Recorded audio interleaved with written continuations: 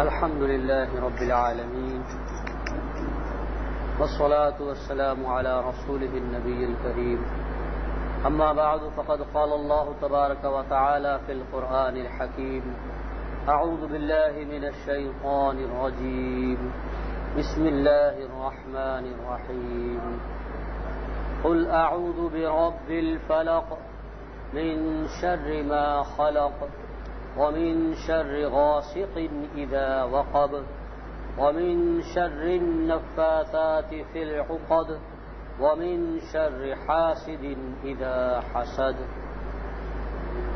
بسم الله الرحمن الرحيم قل أعوذ برب الناس ملك الناس إله الناس من شر الوسواس الخناس الذي يوسوس في صدور الناس من الجنة والناس صدق الله العظيم رب اشرح لي صدري ويسر لي أمري واحلل عقدة من لساني يفقهوا قولي اللهم ألهمنا رشدنا وأعذنا من شرور أنفسنا اللهم ربنا أرنا الحق حقا وارزقنا اتباعه وَأَرِنَا الْبَاطِلَ بَاطِلًا وَارْزُقْنَا اجْتِنَابَهُ آمین یا رب العالمین۔ سامعین اکرام،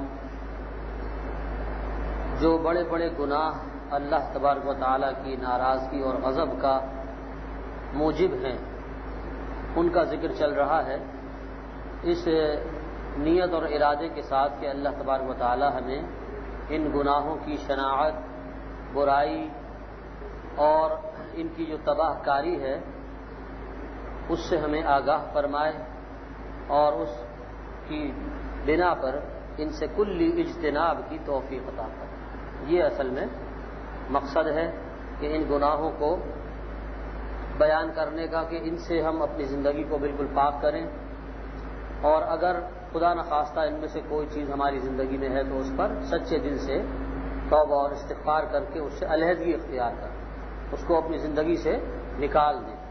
اسی میں عافیت ہے اور یہی راہ نجات ہے۔ تو یہ جو فہرست ایک دی گئی تھی 2 جمعوں سے تقسیم ہو رہی ہے، اور اس وقت بھی یہاں منبر پر کچھ کاپیاں موجود ہیں، تو اس میں آپ نے پڑھا ہوگا کہ ترتیب کے ساتھ قرآن و حدیث سے ثابت ان چند گناہوں کی فہرست درج کی گئی ہے جو بندے کو اللہ رب العزت کے غضب و ناراضگی کا مستحق بناتے ہیں۔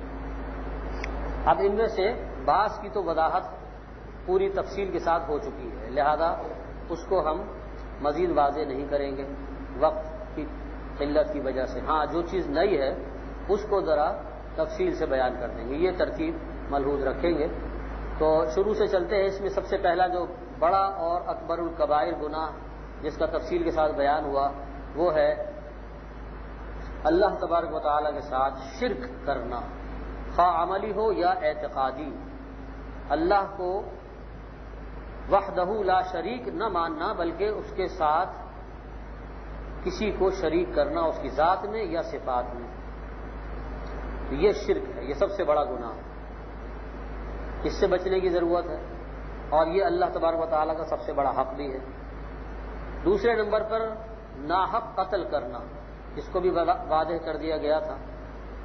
یہاں بریکٹ میں جو ہے اس کی وضاحت کی گئی ہے کہ اسقاط حمل کی بعض صورتیں بھی اس میں شامل ہے۔ دیکھیے، ناحق قتل کرنا، ایک تو کسی کی جان لینا، کسی عاقل بالغ کی، زندہ انسان کی جان لینا، یہ ناحق قتل کے اندر شامل ہے، چاہے کسی بھی طریقے سے اس کو مارا جائے۔ لیکن بعض صورتیں اسقاط حمل کی بھی اس میں علماء نے داخل فرمائی ہیں، یعنی جب حمل جو ہے وہ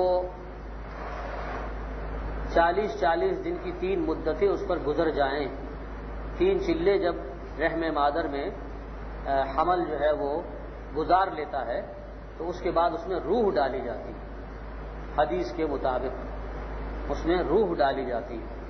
اب یہ ایک جیتا جاگتا انسان ہے، اس سے قبل وہ لائف کا حامل تو تھا، اس میں جان تو تھی لیکن روح نہیں تھی، لہذا مکمل وجود نہیں بنا تھا جس پر کہ انسان کا اطلاق ہو سکے۔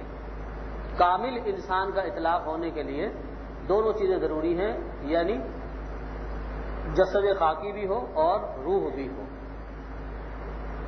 تو وہ جو جسد خاکی ہے، وہ جو جسم ہے، وہ تو پروان چڑھ رہا ہوتا ہے اور اس میں حیات بھی ہوتی ہے، لیکن روح کی عدم موجودگی کی وجہ سے اس پر مکمل انسان کا اطلاق نہیں کیا جاتا۔ البتہ جب 120 دن گزر جاتے ہیں، 40 دن کی 3 مدتیں، 3 پیریڈز گزر جاتے ہیں، تو اس کے اندر پھر روح ڈالی جاتی ہے۔ اس روح کے ڈالنے سے وہ ایک جیتا جاگتا انسان بن جاتا ہے، اگرچہ ابھی وہ پیدا نہیں ہوا، ابھی اس کے تولد ہونے میں وقت ہے، لیکن وہ ایک جیتا جاگتا اور مکمل انسان بن چکا ہے۔ اب اگر خدا نخواستہ کوئی اس حمل کو گرواتا ہے، جان بوجھ کر اسقاط حمل، ایبورشن، تو یہ بھی اس میں داخل ہے، ناحق قتل، چونکہ وہ اب ایک جان انسانی روح کی شکل میں آ چکی ہے، اب وہ محض گوشت کا ایک لوتھڑا نہیں ہے، جیتا جاگتا انسان ہے، تو لہذا ناحق قتل کرنے میں وہ بھی شامل ہے۔ اس لیے ذرا ہمارے معاشرے میں جو یہ رجحانات ہیں منفی، ان کی طرف باریک بینی سے دیکھنے کی ضرورت ہے، ان کو سمجھانے کی ضرورت ہے۔ ویسے بھی اللہ تبارک و تعالیٰ نے جو روح اور جو جسم، جو وجود اس دنیا میں بھیجنے کے لیے طے کر لیا ہے، اس کو آنے سے کوئی روک نہیں سکتا۔ انسان کتنی بھی تدابیر اختیار کرے، برتھ کنٹرول کے کتنے ہی طریقے اختیار کرے، لیکن اللہ کے نبی صلی اللہ علیہ وسلم نے فرمایا کہ جس روح کے لیے مقدر کر دیا گیا ہے دنیا میں آنا، وہ آ کر رہے، لاکھ تدابیر کر لو لیکن وہ آ کر رہے۔ تو جب حمل ٹھہر جائے اور استقرار پکڑ جائے، مضبوط ہو جائے، تو پھر اس کے بعد اس کو ضائع کرنا، یہ ویسے بھی اللہ تبارک و تعالیٰ کی نعمت کی ناقدری ہے، ویسے بھی اپنی جگہ پر ایک بری بات، ایک ایسی چیز ہے جس سے فطرت اور طبیعت جو ہے وہ احتراز کرتی ہے، برا سمجھتی ہے، لیکن اگر اس میں روح بھی آ گئی ہے تو پھر اس کا مارنا، اس کو ضائع کرنا، یہ گویا کہ قتل ناحق کے اندر شامل ہے۔ اس لیے اس صورت کو بھی ذہن میں رکھنا ضروری ہے۔ اس کے بعد تیسرے نمبر پر بیان کیا گیا تھا زنا یا بدکاری یا ہم جنس پرستی۔ مختصر الفاظ میں کہہ سکتے ہیں آپ کہ جذبہ جنس کا ناجائز استعمال۔ اللہ نے جو یہ ہمیں جذبہ عطا فرمایا ہے، دیگر جیسے جذبات ہیں ہمارے اندر، غصہ ہے، بہادری ہے اور شجاعت ہے، تو دیگر جو جذبات ہیں انسان کے اندر، اللہ تعالیٰ نے بے شمار جذبات و احساسات عطا فرمائے ہیں۔ تو ایسے ہی یہ ہمارا جذبہ جنس جو ہے کہ جو دنیا میں نسل آدم کے فروغ کا ذریعہ اللہ نے اس کو بنایا، تو اس کو اگر شریعت کے احکام کے مطابق استعمال کیا جائے، یعنی پہلی بات تو یہ ہے کہ اس کو برا نہ سمجھا جائے۔ بعض لوگ انتہا پسندی کا ثبوت دیتے ہوئے بعض مذاہب کے اندر بھی جذبہ جنس کو شر محض قرار دیتے ہیں، یہ تو ہے ہی برائی کی جڑ، تو لہذا اس کو مارو، اس کو کچلو، یہ بات غلط ہے۔ اللہ تعالیٰ نے جو چیز انسان کے اندر رکھی ہے وہ مبنی بر مصلحت ہے، حکمت اللہ تعالیٰ کی اس کے ساتھ شامل حال ہے۔ تو جذبہ جنس خود اپنی جگہ پر برا نہیں ہے، اس کا غلط استعمال برا ہے۔ تو یہ جو زنا ہے، بدکاری ہے، ہم جنس پرستی، ہم جنس پرستی کا کیا مطلب ہے؟ نہیں اپنے ہم جنس کے ساتھ اپنی جنسی تسکین پوری کی جائے، مرد مرد کے ساتھ، عورت عورت کے ساتھ، یہ بھی انتہائی قبیح اور بری عادت ہے۔ عمل قوم لوط جو مشہور ہے، حضرت لوط علیہ السلام کی قوم کے اندر یہی سب سے بڑا جرم اور گناہ تھا کہ انہوں نے ہم جنس پرستی کو جائز ٹھہرایا تھا، اور مرد حضرات مرد ہی سے اپنے اس جذبہ جنس کو پورا کرتے تھے جو کہ غیر فطری، لیکن اس غیر فطری عمل کو انہوں نے اچھا سمجھ کے اختیار کیا، نتیجہ یہ کہ اللہ تعالیٰ کا سخت عذاب ان کے اوپر آیا، ایسا خوفناک عذاب کہ پوری بستی پلٹ دی گئی اور پتھروں کی بارش کی گئی ان کے اوپر۔ تو یہ ہم جنس پرستی جو ہے، اور آج کے دور میں تو ایک اتنی خوفناک بیماری جو ہے وہ اس کی وجہ سے سامنے آئی، ایڈز، ایڈز کی جو بیماری ہے جس کا اب تک علاج دریافت نہیں ہو سکا ہے، وہ اسی ہم جنس پرستی کی وجہ سے یا بدکاری کی وجہ سے انسان کو لاحق ہوتا ہے۔ تو جتنی بھی صورتیں ہیں اپنے جذبہ جنس کو تسکین دینے کی ناجائز، غلط، غیر فطری، وہ سب گناہ کبیرہ ہے۔ ہاں، جو شریعت نے حلال طریقہ بتلایا ہے، نکاح کے بعد انسان جائز طریقے سے اپنی بیوی سے جو تمتع کرتا ہے، جو فائدہ اٹھاتا ہے، وہ اس کے لیے باعث اجر و ثواب ہے۔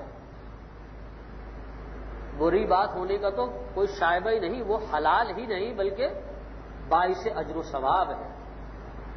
تو اس لیے اس گھناؤنے گناہ سے بچنے کی حتی الامکان کوشش کرنا، اس کے قریب بھی نہ جانا، اس کے محرکات اور جو ابھارنے والی چیز ہیں جذبہ جنس کو مشتعل کرنے والی بیہودہ لغویات، نامحرموں کی تصاویر، گندے مناظر اور اس طرح کے اوٹ پٹانگ معاملات، ان سے اپنے آپ کو دور رکھنا کہ یہ سب چیزیں انسان کو، اس کے جذبہ جنس کو بے راہ رو کر دیتی، اس کی شہوت کو جو ہے بے لگام کر دیتی، اور انسان حیا اور شرم جو ہے سب بالائے طاق رکھ کے حیوان کی سطح پر آ جاتا ہے۔ تو اس لیے یہ انسان کی یعنی سمجھیے کہ اخلاقی اور روحانی تباہی کا بھی موجب ہے، اس لحاظ سے اس کو اکبر الکبائر میں شمار کیا گیا۔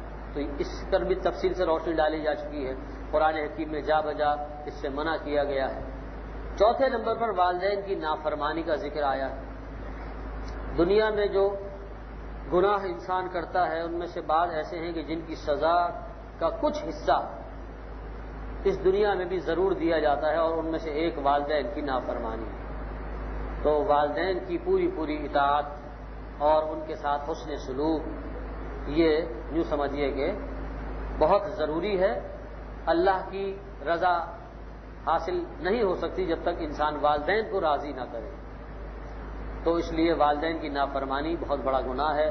وہ حدیث میں آپ کو سنا چکا ہوں اس ذیل میں کہ اللہ کے نبی صلی اللہ علیہ وسلم نے ممبر نبوی پر قدم رکھا تو آمین فرمائی، اور بعد میں وضاحت کی کہ حضرت جبریل علیہ الصلوۃ والسلام آئے تھے اور انہوں نے چند بددعائیں کی تھیں، 3 بددعائیں کی تھیں اور مجھے آمین کہنے کو کہا تھا، یعنی گویا کہ اللہ کے نبی سے اس کے اوپر مہر لگوائی گئی۔ دعا کریں گے بد دعا کریں گے حضرت جبرائیل علیہ الصلوۃ والسلام، اور نبی کریم صلی اللہ علیہ وسلم اس پر مہر تصدیق سب کریں گے۔ تو کتنا بڑا گناہ ہو گیا، کتنی بڑی بدبختی ہو گئی، کتنی بڑی بد دعا ہو گئی۔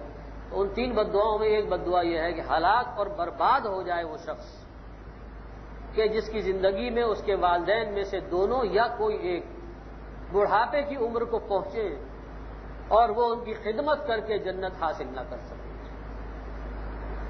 جنت کے دروازے اللہ نے اسے گھر میں کھول دیے، اور وہ اتنا بدبخت ہے کہ اپنے ان محسن والدین کہ جنہوں نے اس کو پالا پوسا بڑا کیا اور ان کے حقوق ادا نہ کر سکا، ان کی خدمت نہ کر سکا، ان سے حسن سلوک نہ کر سکا، اور ان کو راضی کر کے جنت کے حصول کا آسان ترین ذریعہ اس نے اپنے ہاتھ سے کھو دیا، تو یہ شخص اسی قابل ہے کہ اس کے اوپر لعنت کی جائے اور اس کو بد دعا دی جائے، اور بد دعا بھی حضرت جبریل امین علیہ السلام کی زبان سے۔ اتنا بڑا گناہ ہے۔ تو اس لیے جن کے والدین حیات ہیں بھائی، ان کو بڑی قدر کرنی چاہیے، بہت ڈرنا چاہیے اللہ تعالیٰ سے۔ وَلَا تَقُلْ لَهُمَا اُفٍّ، قرآن کہتا ہے کہ ان کو اف بھی نہ کہنا، بدتمیزی کرنا، جواب دینا، بدسلوکی کرنا تو دور کی بات ہے۔ وَلَا تَقُلْ لَهُمَا اُفٍّ وَلَا تَنْهَرْهُمَا وَقُلْ لَهُمَا قَوْلًا كَرِيمًا، ان کے سامنے اپنے کندھوں کو جھکا کر رکھو، ان کو جھڑکو نہیں، ان کو اف نہ کہو، اور ان کے لیے دعا کرو رب ارحمہما کما ربیانی صغیرا۔ تو جن کے والدین حیات ہیں ان کے لیے تو بڑا سنہری موقع ہے، اور جن کے والدین وفات پا چکے ہیں اور وہ محسوس کرتے ہیں کہ ہم نے اپنے والدین کے حق خدمت ادا نہیں کیا، تو ان کو چاہیے کہ کثرت سے استغفار کریں اپنے والدین کے لیے، صدقہ و خیرات کریں، ان کے ملنے والوں کے ساتھ حسن سلوک کریں، اور اللہ سے اپنی اس غفلت کی معافی مانگے سچے دل سے۔ امید ہے کہ اللہ تعالیٰ قیامت میں ان کے والدین کو ان سے راضی فرما دیں گے۔ تو یہ بہت بڑا گناہ ہے والدین کی نافرمانی. اللہ تعالیٰ محفوظ رکھے. آج کل گھروں کے اندر بہت عام ہو گیا ہے. اللہ کے نبی نے فرمایا صلی اللہ علیہ وسلم کہ قیامت کی علامات میں سے جو قریبی علامات ہوں گی، یعنی بالکل بس قیامت جو ہے سر پر پہنچ جائے گی، اس وقت کی جو علامات ہیں بڑی بڑی، ان میں سے ایک علامت یہ بھی بتلائی کہ باندی اپنے آقا کو جلے گی. عجیب جملہ ہے، باندی اپنے آقا کو جلے گی. علماء محدثین نے اس کا یہ مطلب بیان کیا کہ ماں کی حیثیت باندی کی ہو جائے گی اور بیٹا جو ہے وہ آقا کی جگہ ہو جائے گا. ماں جو ہے وہ ملازمہ اور باندی سے بدتر ہو جائے گی. اس کی عزت نفس، اس کا وقار کچھ نہیں رہے گا، اور اولاد جو ہے وہ اس کے اوپر حکمرانی کرے گی، حکم چلائے گی، ضعیف والدین پر اپنا حکم چلائے گی بزور طاقت. تو باندی جو ہے اپنے آقا کو جنم دے گی. یعنی گویا کہ ایسا ہے کہ ایک باندی تھی، اس کے ہاں بیٹا ہوا اور وہ بیٹا بڑا ہو کر اس کا آقا بن گیا. تو یہ تعبیر کی گئی. آج دیکھیے گھر گھر یہی معاملہ ہے. والدین کو جھڑک کر بات کی جاتی ہے، ان کو فرسودہ، دقیانوس اور یوں سمجھیے کہ بالکل بیکار شے سمجھا جاتا ہے. ان کے پاس بیٹھنا، ان کی دل جوئی، یہ تو بہت دور کی بات ہے. ان سے صحیح طرح سے بات کرنا بھی گوارا نہیں ہے. وقت نہیں ہے اولاد کے پاس. بیٹے صاحب اتنے مصروف ہیں، ملٹی نیشنل کمپنی کے اندر بہت بڑے عہدے پر ہیں اور ان کو سر کھجانے کی فرصت نہیں ہے، تو ابا جان کو کہاں سے وقت دیں؟ اور وہ بھی ابا جان اب بوڑھے ہو چکے ہیں، اب ان کے پاس بیٹھ کے کیا وقت ضائع کرنے سے کیا فائدہ؟ یہ جو سوچ ہے یہ ہے اصل میں جس کے اوپر لعنت کی گئی. یہی وہ باپ ہے کہ جس نے تمہیں بچپن میں پالا، تمہارے ناز نخرے اٹھائے، تمہاری ہر غلط سلط بات کو مانا، اور آج وہ تمہارا دست نگر ہے، تم پر ڈیپینڈنٹ ہے، تو تم اس کے ساتھ یہ سلوک کرتے ہو. اس لیے جان لیجئے کہ یہ بہت بڑا گناہ ہے. والدین کی نافرمانی اور ان کے حقوق کو طلب کرنا بہت بڑا گناہ ہے. اللہ تعالیٰ اس سے محفوظ رکھے اور اس کے تدارک کی کوشش اور توفیق دے ان لوگوں کو جن کے والدین دنیا میں موجود نہیں. اس کے بعد سود لینا دینا یا سودی معاملات کرنا، یہ ہم نے حرام کے اندر کور کیا. آپ کو یاد ہوگا کہ اس ترتیب میں ہم نے حرام کھانا، حرام کمانا اور حرام میں ملوث ہونا، اس کی بہت ساری شکلیں ہیں جو آگے آتی رہیں گی. ان سب کو جمع کر کے ہم نے ایک ہیڈنگ کے تحت بیان کر دیا تھا. اس میں سود کا لینا اور دینا، سودی معاملات کرنا، یہ سب شامل ہے. اور جو دیگر حرام کے ذرائع ہیں وہ تو اپنی جگہ پر ہیں، لیکن سود جو ہے یہ ایک ایسا گناہ ہے، سود کا لینا دینا، سودی معاملات میں ملوث ہونا، کہ اللہ تبارک و تعالیٰ نے اس کو اپنے خلاف اعلان جنگ قرار دیا.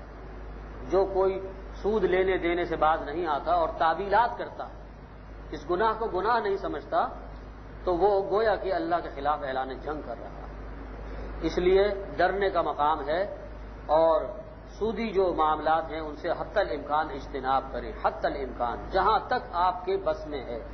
دیکھیے اس میں ایک بڑا مغالطہ ہے. جب زیادہ تلقین کی جاتی ہے نا سود کی، تو پلٹ کر جواب یہ ملتا ہے کہ جناب کس سود سے بچنے کی آپ بات کرتے ہیں؟ سود سے اب کیسے بچا جا سکتا ہے؟ تو بال بال انسان کا جو ہے سود میں بندھا ہوا ہے.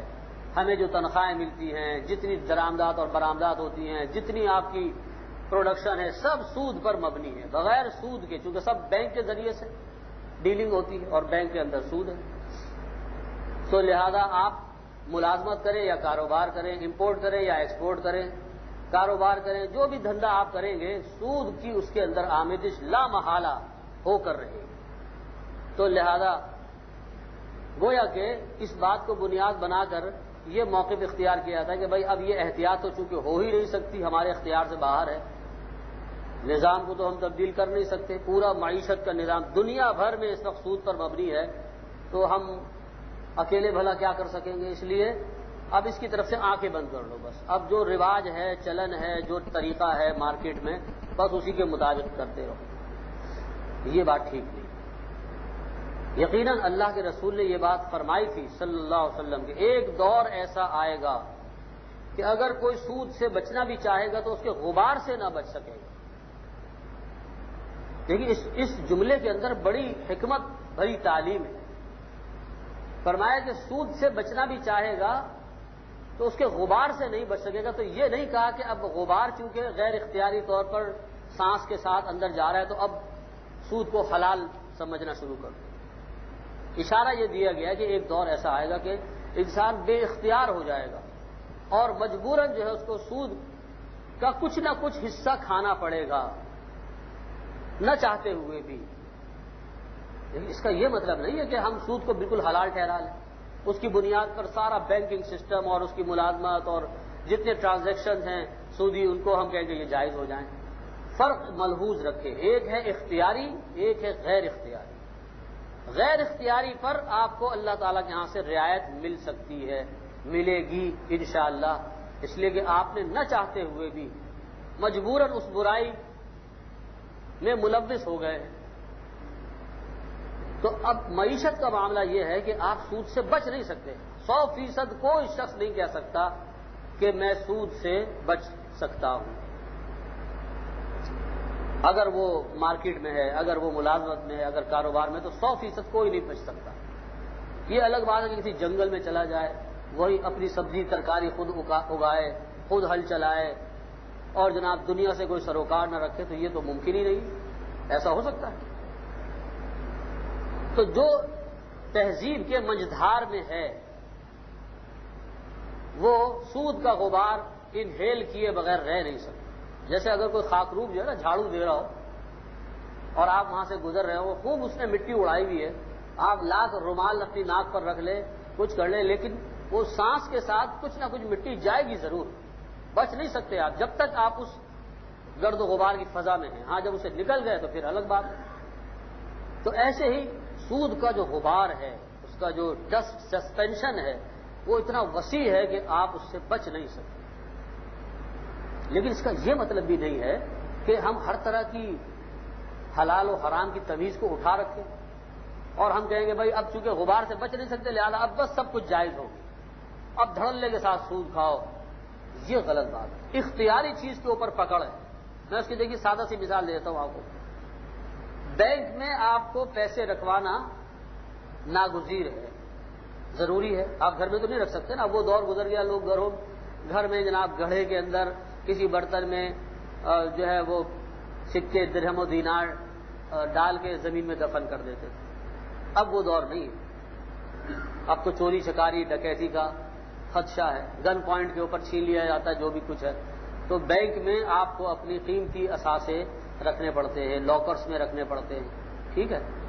تو آپ اس سے فائدہ اٹھائیں, لیکن اپنی رقم رکھیں کرنٹ اکاؤنٹ میں. ہر مسئلے کا کوئی نہ کوئی حل ضرور ہوتا ہے.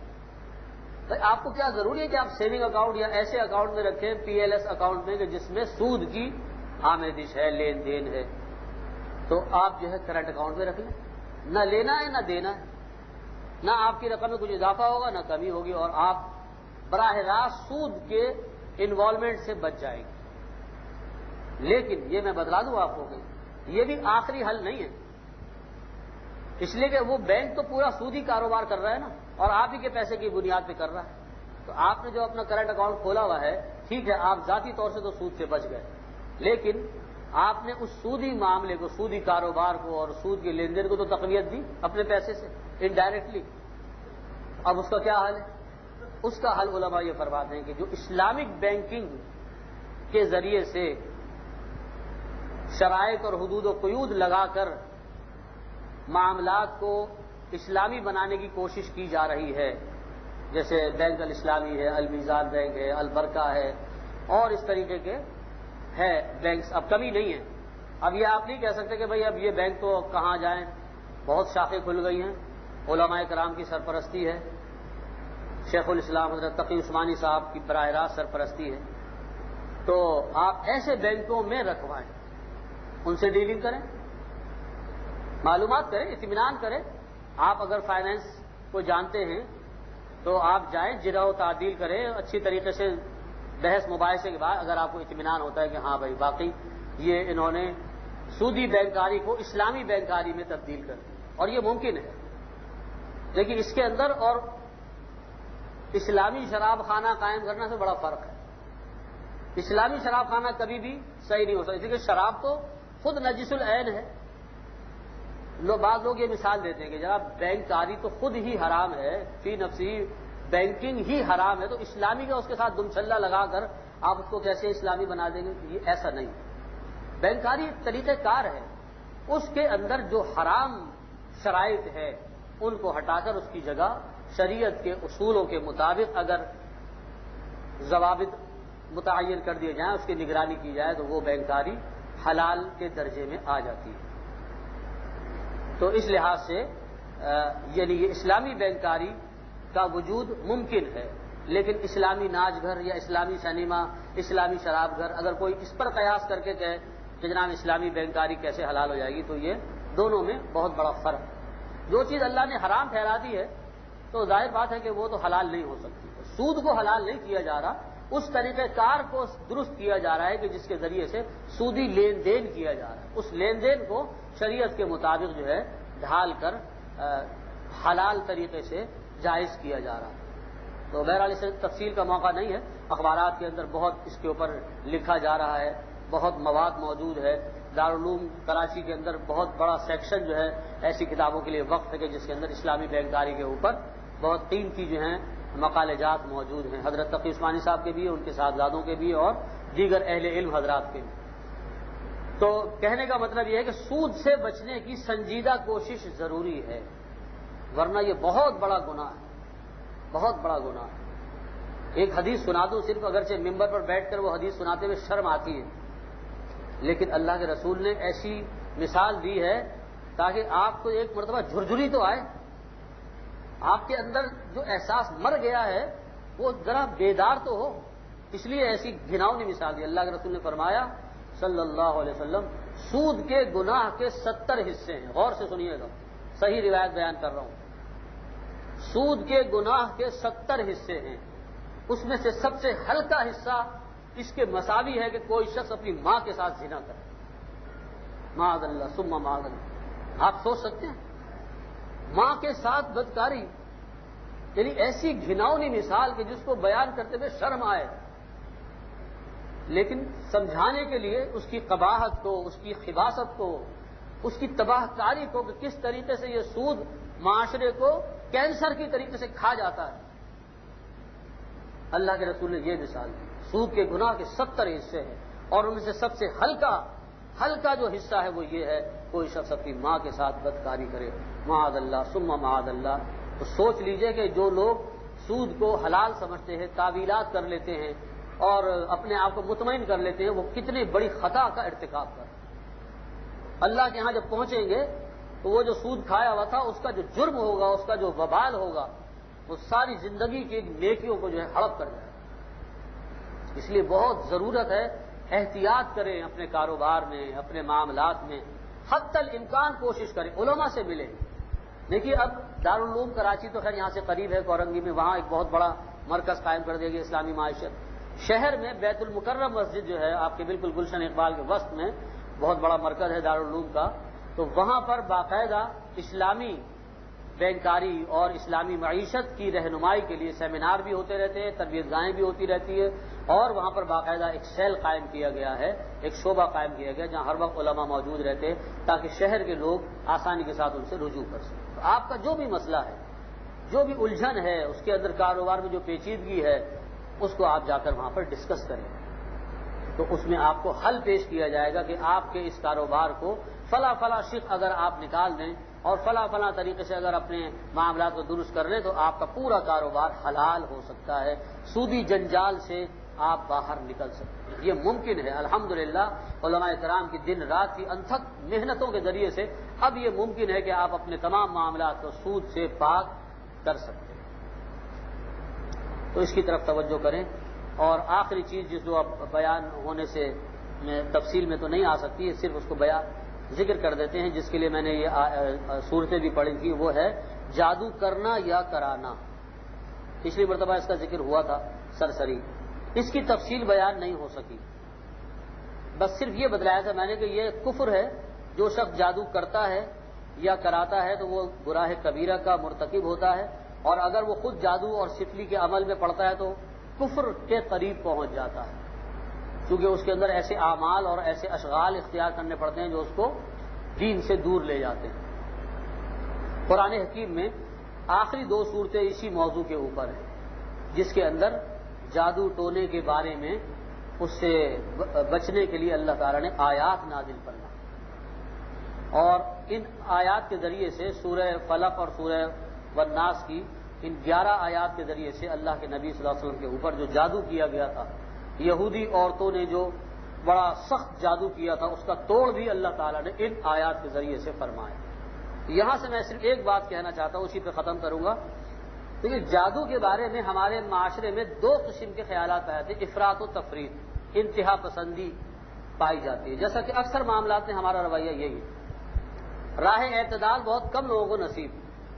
ایک طبقہ تو وہ ہے جو یہ کہتا ہے کہ یہ جادو ٹونا یہ سب بکواس ہے، اس کی کوئی حقیقت نہیں، یہ وہم ہے، اور بلا وجہ جو ہے لوگ جب کچھ سمجھ میں نہیں آتا تو جادو ٹونے کی باتیں کرنے لگتے ہیں۔ یہ ایک انتہا ہے، یہ بھی غلط ہے۔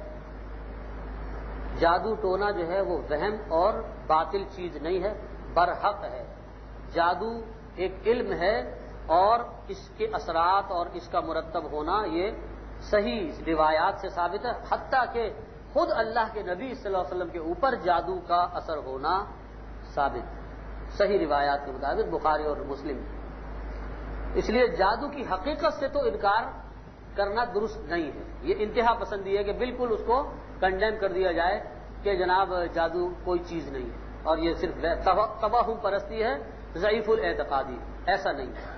دوسری انتہا یہ ہے جو ہمارے جہلا میں اور کمزور عقیدہ لوگوں کے اندر زیادہ پائی جاتی ہے کہ وہ ہر چیز کو جادو اور ٹونے سے منسوب کر دیتے ہیں۔ ذرا چھینک آئی، ذرا طبیعت بگڑی اور فوراً ذہن گیا کسی نے بندش کی، کسی نے سفلی عمل کرا دیا۔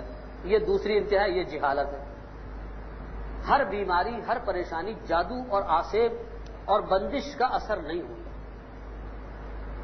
تو ان 2 انتہاؤں کے درمیان میں اصل حقیقت ہے، نہ تو ہر پریشانی ہر مصیبت کو جادو سے تعبیر کرنا اور اس وہم میں پڑنا کہ جناب اٹھتے بیٹھتے آدمی جو ہے اسی چکر میں رہے کہ مجھ پر کوئی جن آ گیا ہے، مجھ پر جادو ہو گیا ہے، آسیب ہو گیا۔ یہ ایک مریض شخصیت کی نشانی، مریض ذہن کی نشانی۔